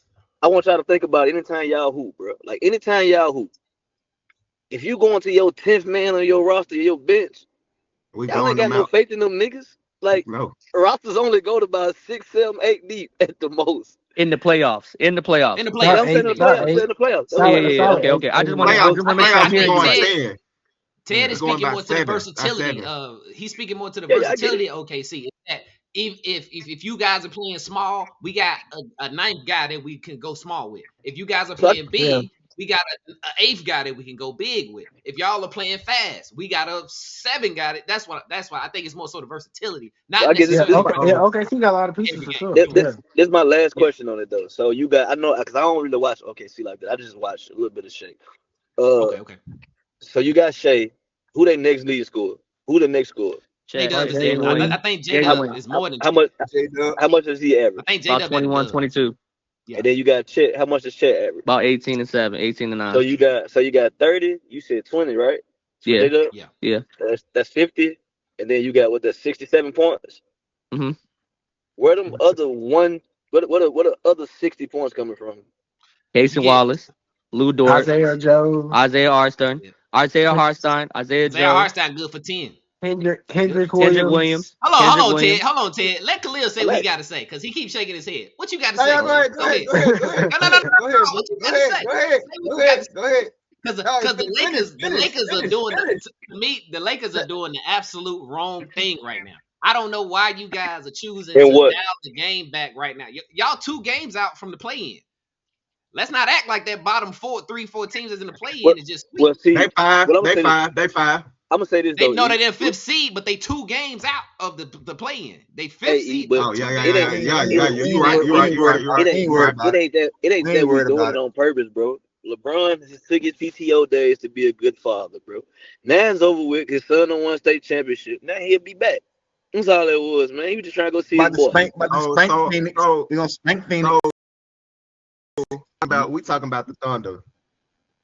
They play if the playoff, which I okay. I think that'll be a good. I think it'll be a good. I got the Thunder versus Clippers easy. It's not going. I got them Fozak. Hell no. Kawhi, James Harden. Kawhi what? It ain't gonna be no point exist. I think you got James Harden fucked up. James Harden getting one. Damn, wasn't you pulling for the Clippers earlier? No, I was never a Clipper. I didn't think they was gonna make the playoff. They're better than I actually thought they were. I was pulling for Norman Powell. I was definitely, but OKC to me is light years better than them. Light years better than them. They gonna have a problem. Well, first off, they ain't got nobody for Chet and Isaiah Hartenstein when they run that 4-5 like that. They ain't got nobody to do rebound. They got Zubac. They're gonna be in foul trouble. They got Zubac and Batum. They gotta check Zubac. Batum. Zubac. First off, Hartenstein is way better than Zubac. Let's be clear. What we done? No, he's not. Hartenstein is better. No, he's not. No, he's not. He's not 10 times better. The only reason Zubac was good is because of James Harden. I say one time better. No. Everybody, pump the brakes. Everybody in the chat, pump the fucking brakes. Hold. See, I was letting you get your. Hold on, bro. I was letting you get your OKC shit off. Come on, Ted. Hartenstein is not better than Zubac. Stop it right now. Come on, Ted. Come on, in Ted. what way? What? In which part? Look at the numbers, brother. I don't look at numbers. James Harden. No, yes you do. Yes you do. No, Ken, let me fight him. Ken. Let me fight him. You hear this shit? I hear that shit. You can't talk to me about saying that you don't look at numbers and you a LeBron fan like me and Cliff. I'm talking about for these two, for this specific situation. So what I'm saying is you're looking at the player that's on the better team that has worse stats, and you're telling me.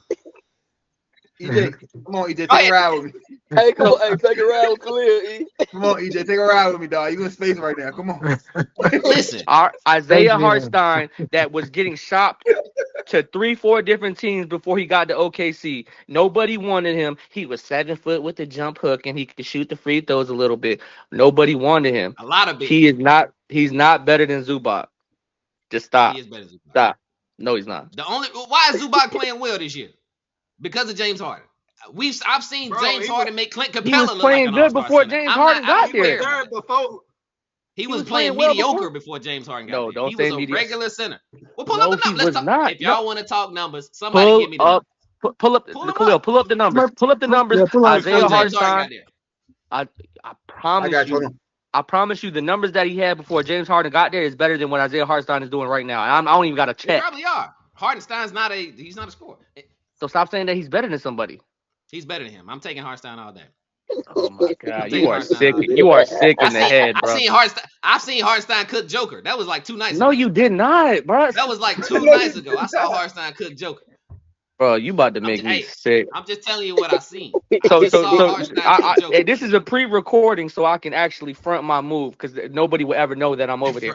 I'm about to go at 12:30 to the circus. And that's where you need to go. That's where you need to go because you on clown shit. I'm about to bring my girls to the circus at 12:30, so I gotta leave. Tell me the numbers. What's the numbers? Talk to me. Who? Which one? I thought you was looking up numbers. You over there looking? I am.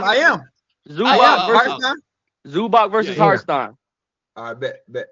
Because EJ got me fucked up. Okay, my bad. Let's go back to this.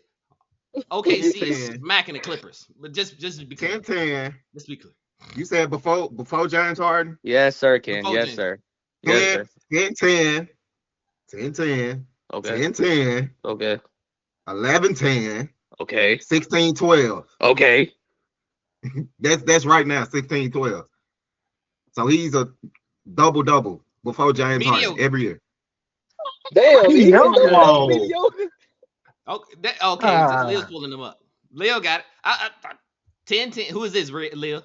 It's Hartenstein. It's Hartenstein. All right. What are we looking at? Oh, ain't no fucking way. Ain't no fucking way. Comparing points. Ain't no. He is a better defender, bro. I'm looking at points. What are we looking at? Points and rebounds. What are we looking at? Right there, 11 and 11. Hey, this season.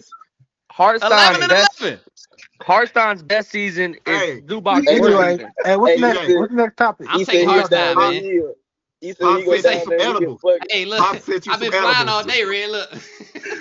Mom sent you some edibles. Guess what happened? I've been flying all day. Give me Hartenstein, bro. I'm fine with it. Look.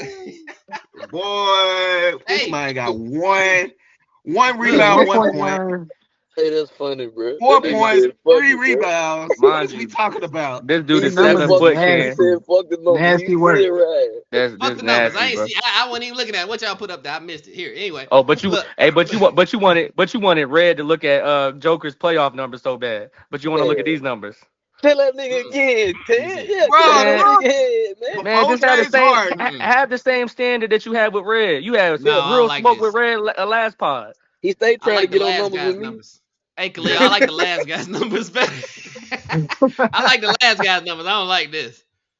This Hey, ain't nah. but I'm to good. go He's to good. go back to go back to the I got to go back to the original All right, Red. All right, argument. Red. Go ahead, man. All right, bro.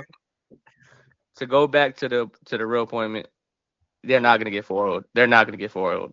They're not gonna get. I'm willing to take Yeah, off. they I should might make that play. I might make that play, man. I might make that play. Hey, but look though. Getting Go ahead, 40. I'm sorry. Getting 40 with James Harden, Zubac, Norman Powell, and Kawhi Leonard. I can't. I don't think they got enough defense, bro. I think the Thunder are just better. Well, let me rephrase that. Let me just say this. I think the Thunder are better than the Clippers by a mile.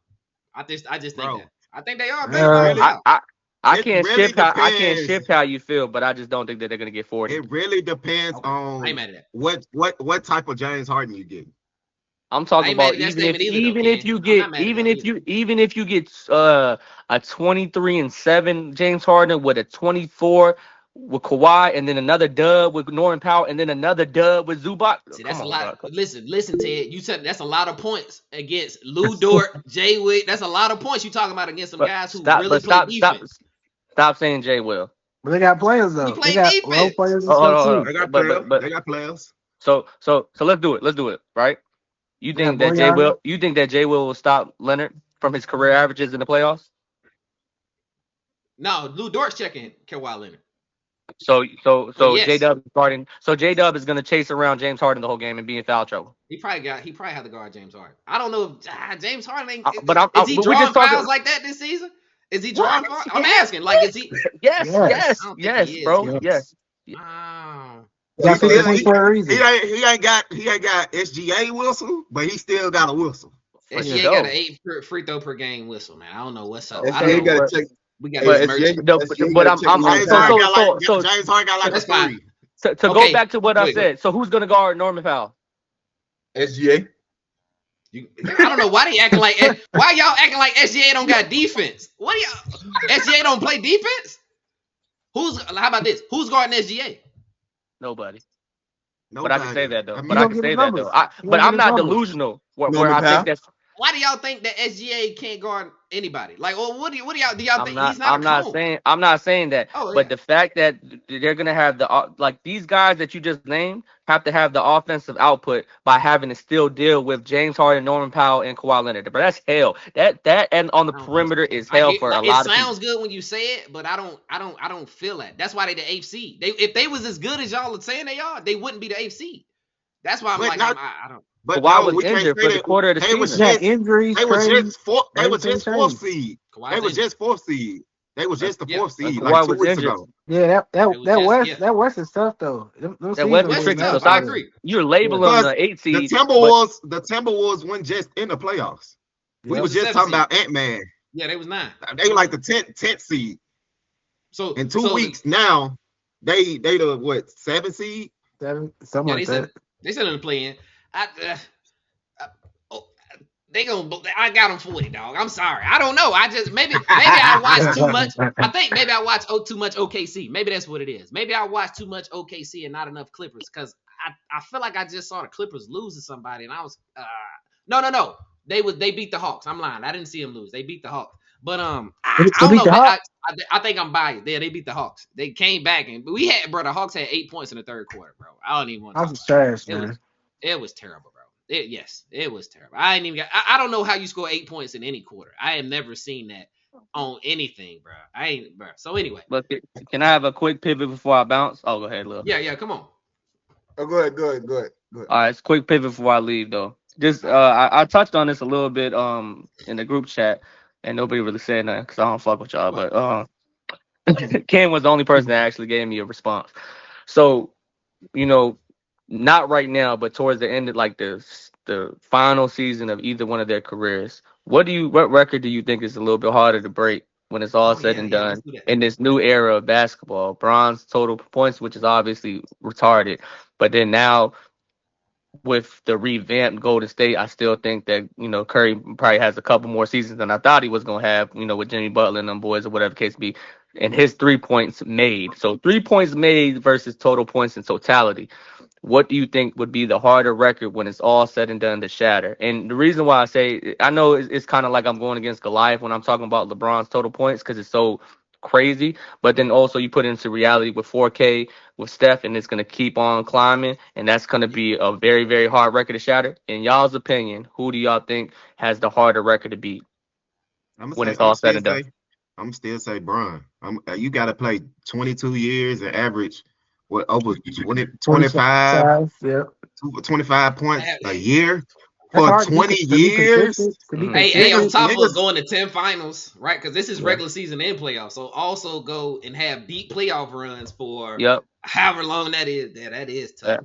That is somebody. Ain't nobody there. I think somebody can beat Steph's record. If it depends on Trae Young how far he gonna play. Mm-hmm. Yeah. Or James Harden, how far they gonna play? But Dame Lillard. But it's I think 40K is crazy. But I think it's a little bit harder argument than y'all making it seem, in my opinion. I was just gonna say, because I was gonna say Steph Curry threes just because of how efficient Steph Curry was. Not only how efficient, but like he had a green light for like his entire career, bro. I don't think players are gonna have such long careers where you're like, hey man, go out there and shoot as many threes as you want at 35 years old. But at the same time, LeBron came in with the keys. Bro, you do your thing. Yeah, no, you ain't wrong. I ain't saying you're wrong. Listen, I hate to say it, and I hate to say it, and I hate to bring this dude up, but if this 22, 25, 25, 27, 30. Yep. I'm with you 1,000%. But before the injury, bro, I would say somebody like Wemby was gonna come and chase them numbers before that blood clot shit, because I don't even know if he's ever gonna come back, and I don't even know if he's ever gonna be the same player. But if I were to say somebody was gonna be remotely close to either of those names, it would be this guy, because he has the ultimate green light off the rip. Like you said, he has the keys, he has the weapons, and he has a system that surrounds him. So if I were to say anybody off the bat without being wild, I would say that he would be the one that would either be close or shatter if all the situations were perfect story. He would be the one to break either one of those records. And right now, based on circumstances, get well soon. You know what I mean? No, see, the hard part, Ted, the hard part for me isn't the regular season stuff. It's the playoff stuff that's hard for me. Right. The playoff stuff where because Wemby would also have to at least go to I would say at least 6 finals, not necessarily 10, but golly, you got to go to at least 6. So if it was a regular season number, that 40,000 that LeBron has, I think that's a little bit more reasonable. But when you throw the playoff stuff in there, bro, I don't really see how you can talk about Steph's playoff threes as well. I don't know if they counted his 4,000 in there. That's what I was looking at. I was if they didn't, and then you counted the playoff threes and stuff, that's probably a ridiculous number. Yeah. If you do that, that's a different story right there for sure. So that is why I brought it up, because I'm a Bron fan. Bron only got 1 year where he averaged 20, and then it went up to 27, 31, 27, 30. Here go 2 points, Ken. 2 points to add on. Even though Steph Curry got 4,000 threes, he's still 20,000 points behind LeBron with the 4,000 threes. You still behind LeBron, and then on top of that, we will be. I mean, for somebody to score 50,000 points, we're essentially saying we see the next GOAT, right? We would have to be saying that, hey, bro, if you get to 50, bro, this is a top 3 player. You got to win too, though. They play. You got to win too. But I'm assuming I'm assuming you're winning, because to get to 50,000, you had to be going to finals. Yeah, the playoffs a lot. That's what I'm saying. Like, oh, you saying playoffs? You said playoffs? Yeah, because that's the 50,000 and includes regular season and playoffs for LeBron. Okay. You feel what I'm saying? Yeah. So yeah, man, I think 4,000 threes in the regular season is tough. I think LeBron shit is gonna be tougher, because even with, let's say James, what's second? I think James Harden is second behind Steph with 3,200. And he had a great couple of years where he was just getting them off. Like he was just getting them off, and he's still 800 behind Steph. So yeah, bro. If I had to pick, I'm gonna pick LeBron, but I don't think either one would be beat. I don't think either one's gonna be beat. So the point, the closing thing of me saying this is, it's safe to say that those two particular records are going to be unbroken. Period. Yeah. James Harden at 31-31. 31-31. So what are you saying? Close, yeah. So what are you saying? Unless they do a I feel you though, but ahead. I want you to say it on the pod. If Steph retired, James Harden can get that. Right. He can get close. He can get close. It's definitely he about 300 threes a season. He can get close. But Dame right there though. Dame right there though. Where Dame might have he had 28. He had 28. These dudes finna retire, man. Y'all gotta remember these boys are old. These boys 30. These boys are old, man. They ain't finna keep moving. They ain't 35, 34. They ain't finna. They ain't got I didn't even know he was on the list. Paul George is at 23. I ain't even know why y'all brought up Paul George. I was mad.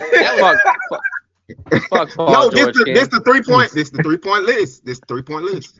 He number 9. 2,300 threes is pretty crazy though.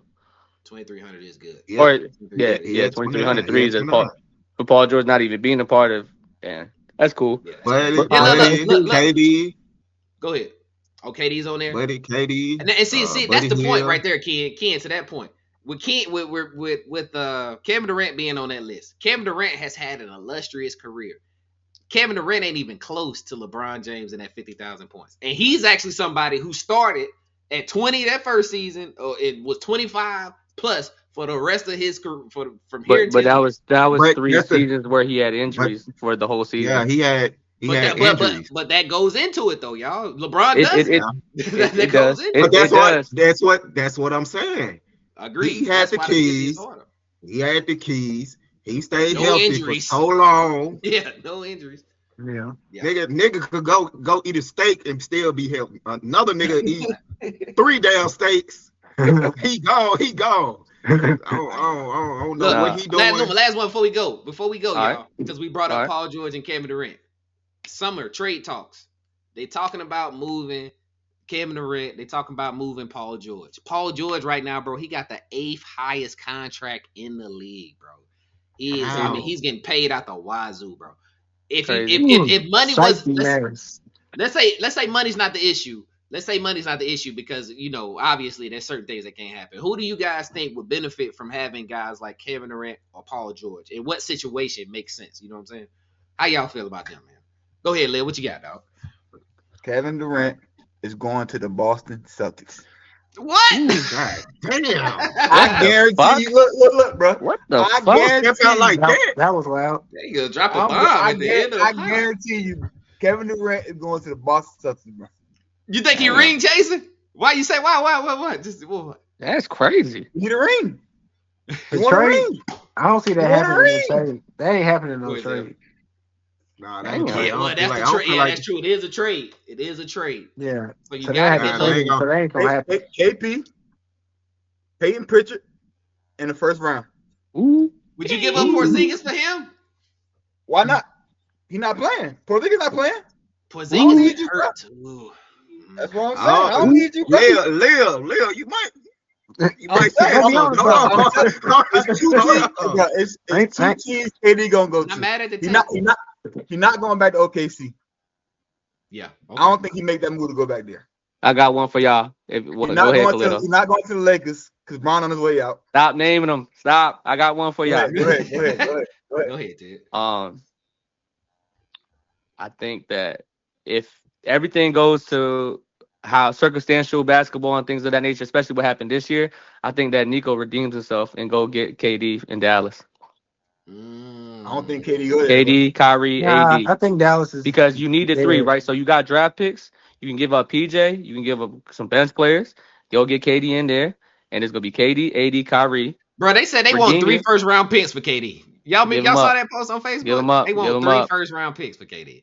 Give them up to go get that ring fully. So you get fully healthy. Kyrie comes back fully healthy. AD comes back fully healthy. Y'all draft well, and then y'all get KD in there, and y'all try to do One last I got a game. statement, but I won't let Lay live. I don't see that.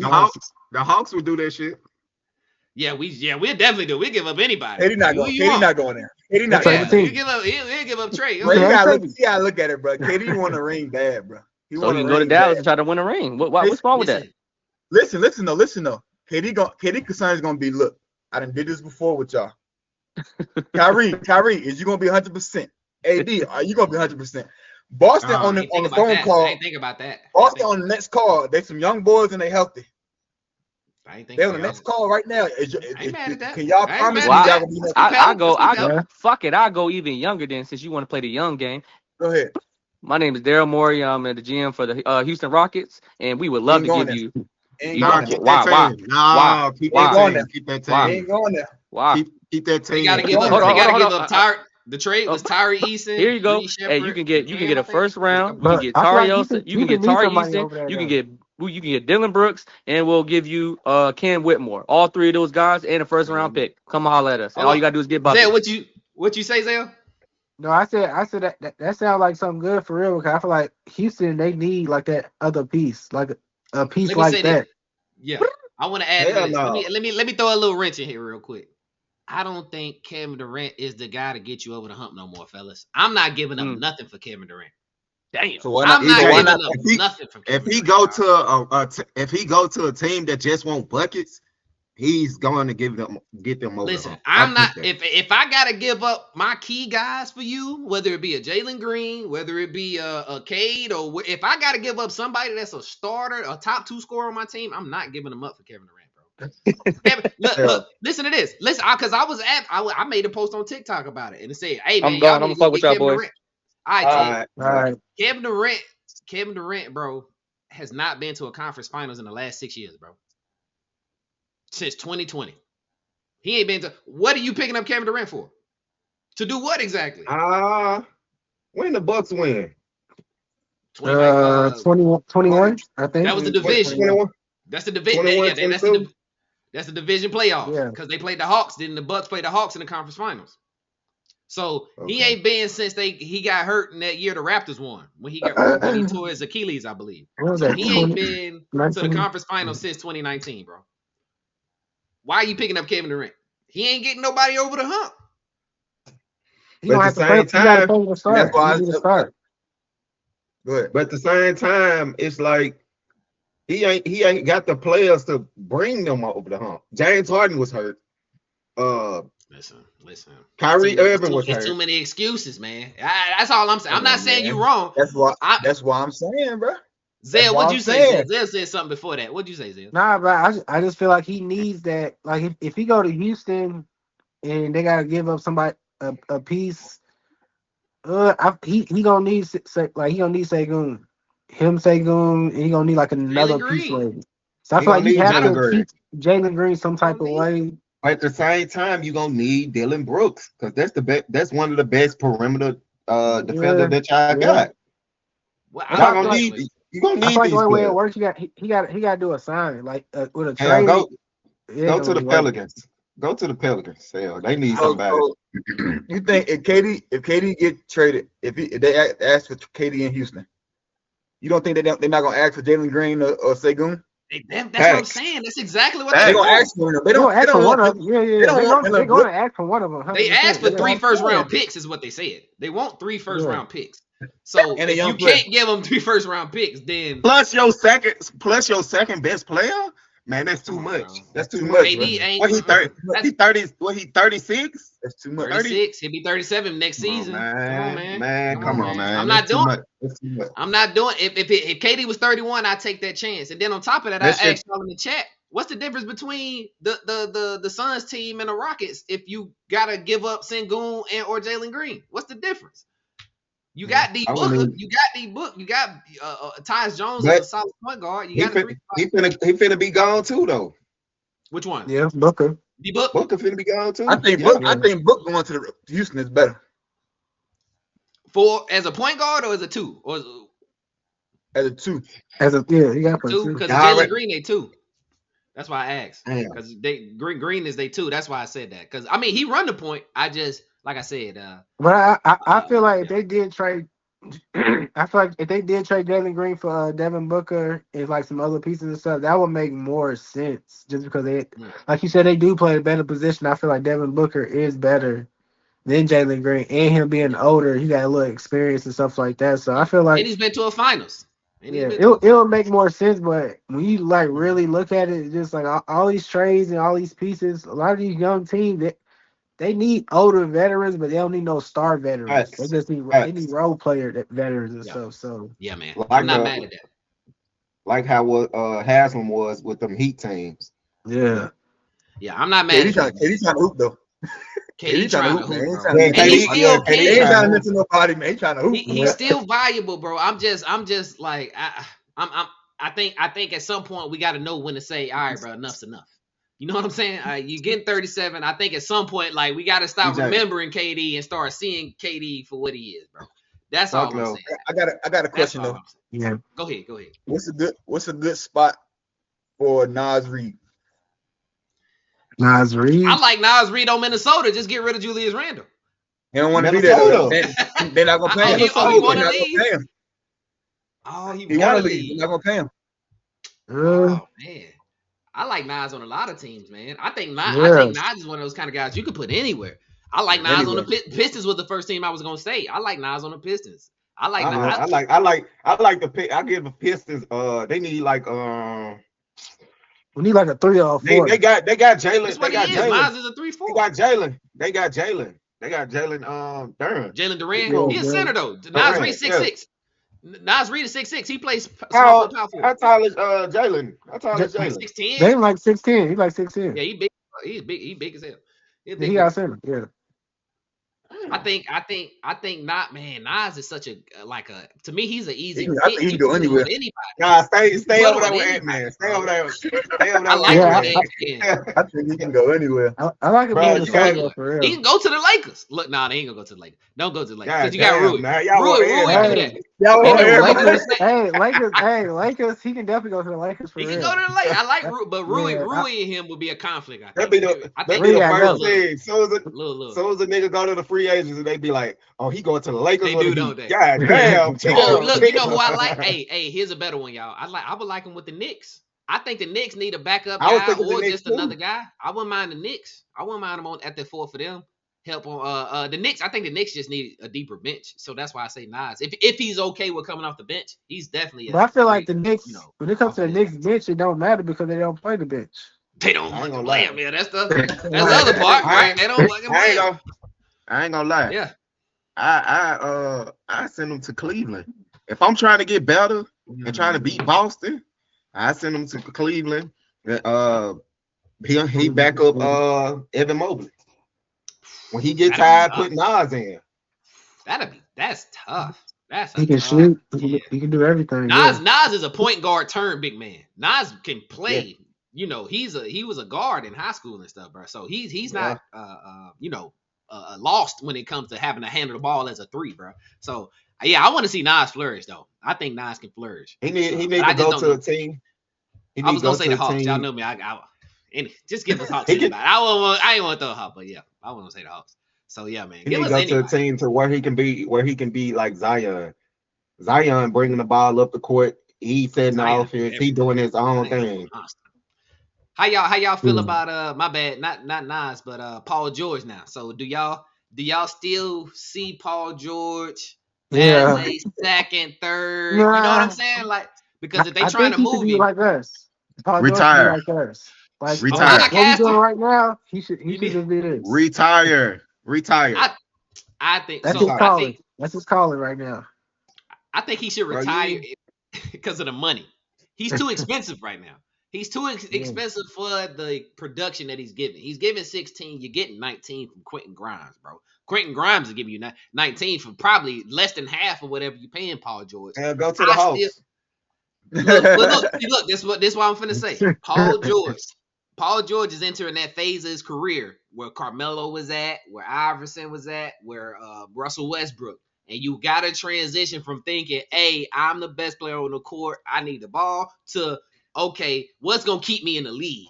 What is my role? Come off the bench. That's what I said. And that's what I said, Ken. If he is okay with coming off the bench, he can benefit plenty of teams as a 6'7" man. He can benefit average 18, 20 off the bench. He can benefit. Win 6 man of the year. Win 6 man of the year off the bench. If he is not willing to do that, if he wants to be a second option, I don't pick him up. If he's like, hey man, I need to be coming and I can no, you're not a second. And I had the conversation. I posted this in a group chat, right? Because I was talking to somebody else and they said, well, I think Paul George could be a good third option for somebody, for a good team, right? I'm gonna throw some names out right here as a third option. Porzingis is a third option. OG Anunoby, Austin Reeves, Evan Mobley. Who else did I have on this list, y'all? Desmond Bain. Desmond Bain. Like, he's not better than it. I had him right around that Kyle Kuzma mark where I'm like, okay, maybe I could take you up. J-Dub, Jalen Williams is the third option. Or Chet Holmgren, whichever way you want to go with it. Him or Amen Thompson for the Rockets. I don't want Paul George over, I don't think any of those guys, man. Shit, you can even say Malik Beasley. Shit. Malik Beasley. I thought you were going to say Malik Monk. Malik Monk. Ain't third option no more. Go to Charlotte. Oh, no. Wait. Monk might be the third. Charlotte off the bench. He can help. Yeah, he can help them. But I like Charlotte. He just got to change his role. That's his best bet. He got to go talk to. He got to talk to Westbrook and be like, "Hey, how did you do it?" Because that's his best bet. He can't think about being no starter. He can't think about like he just for what we seen, he ain't got it no more. So yeah, it ain't the same. It ain't the same PG, man. Yeah. Anyway, y'all got it, but yeah. Y'all got anything else y'all want to touch on, man? Y'all good? We good? Nah. Hey, I got one last thing. What you guys, Zell? What's up? What you guys, Zell? The Pistons keep getting disrespected. I'm tired of that shit. The referees keep cheating us. What else? Oh my God. Hey, but for real, I feel like the Pistons don't stay at that 6th spot right now. I feel like the way we've been playing, the way he petty. is. He petty. You see how he do? Hey, look, nah, hey, Zell. Hey, Zay, hold on. Look, watch this clip real quick. Watch this was Tim Hardaway. He said, Tim Hardaway touched the ground. Show it. Press Let me see. Tim Hardaway touched the ground on this. Oh my God. Where did he go? I didn't even see him. Hold up. Watch him. And they over there talking about fouls. Hey, man, it was some fouls. Hey. That's J. Cole, bro. Hey, come on, bro. Oh my God, bro. They See, that's what I'm talking about. That's the disrespect I'm talking about too. Come on, bro. You got to show all the plays. He said you got to show all the highlight watches, man. Highlight watches, man. The fix is in, ain't it, Zell?